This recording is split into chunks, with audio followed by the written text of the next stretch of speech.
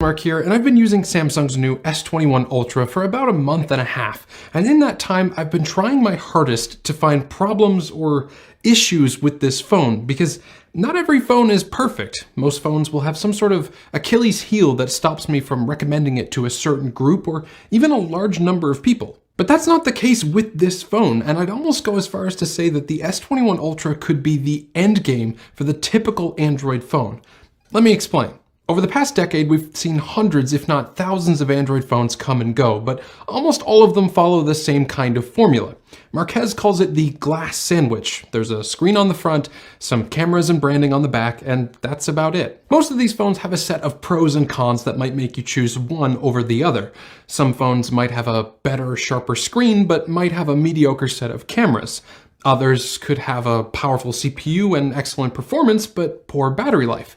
You almost always have to compromise in some way or the other. But the S21 Ultra? It's the full package. The display is darn near perfect. It's super sharp at 1440p, super fast at 120Hz refresh rate, and even though it might be a little on the big side for some at 6.8 inches, it's an amazing screen overall. You can even use an S Pen with it if you're into taking notes on your phone. You'd think that using a phone at a high resolution and high refresh rate would be a battery decimator, but that's just not the case with the S21 Ultra. It has a huge 5000 mAh battery, and I can easily hit 6 hours of screen on time before I get anywhere close to needing to recharge. Plus, if you drop the resolution or the frame rate, you'll get even more battery life. The Ultra also has an insanely versatile camera system that can do just about anything you ask of it. Want to shoot from 2 cameras at once?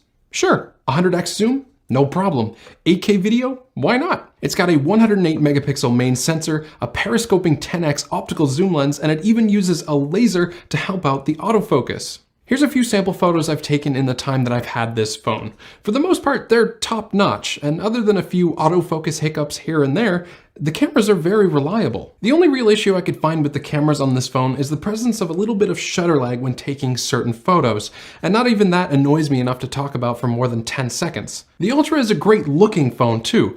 The back of this phone might not be to absolutely everyone's taste, but when I threw this $15 Spigen case onto it, I was sold. It looks super stealthy in this matte black color, and I love it. Link in the description down below if you're interested. And after all of that, I haven't even mentioned how fast this phone is with the Snapdragon 888 and either 12 or 16 gigs of RAM, depending on the model you buy.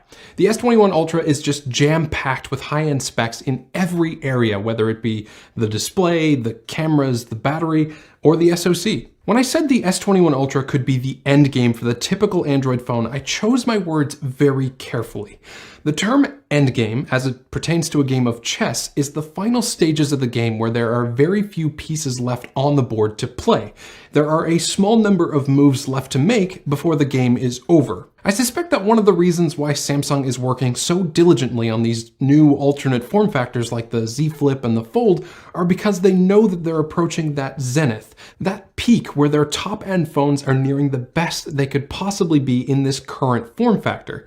They have very few moves left to make here. Sure, they could continue to iterate by making the cameras slightly better or throwing in a slightly faster CPU year over year, but those aren't really big enough or exciting enough features to drive someone to go out and buy a new phone, especially one that costs this much. Samsung needs to continue to innovate in this space, otherwise people like us are going to start looking at their newest phones and saying, yeah, it's a great phone, but it's pretty much the same as the last 2 phones they made. This isn't a new discussion. This sort of conversation has been ongoing for a while, at least over the past few years or so.